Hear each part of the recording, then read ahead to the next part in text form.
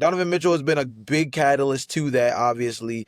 And I think more so the most impressive thing for him, when you compare him to some of the other guys that are going to be brought up mainly for second team, is the difference between him and some of the other guys that might come up is going to be stuff like games played and team success, right? So Cavaliers with the games played part in terms of like what Donovan Mitchell has been able to do, he has not missed significant time with injury. Yeah. And then team success, when you look at what they're doing, like they're going to be one of what, maybe three teams across the entire league that win 60 games. It would be kind of weird for a Cavalier not to be on first team. Yeah.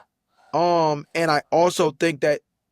I think Donovan Mitchell has just been a very underappreciated guy specifically this year too. When you look at like the stats like from like Mitchell from like past years, he just had a lot more of an offensive scoring load. But at the same time, like when you look at last year's team with the Cavaliers, like we were complaining about the fact like Mobley hasn't improved his offensive game. He's kind of stayed stagnant in his career. Darius Garland's having a down year. Like his second best player last year, for the most part, was Jared Allen. If we really do think about it. And then this year, it's the elevation of Evan Mobley, who we might talk about in these All NBA teams. The elevation of Darius Garland, who we might also talk about in these All NBA teams. But he has still stayed that solid guy. And it's like, I mean, they're 24-5-5 is nothing to scoff at. Right. And it's just that, like, compared to his, like, previous years where he's averaging, like, 26 points per game, 27, 28, it just kind of seems a bit lower, but he's also just becoming a better, well-rounded player.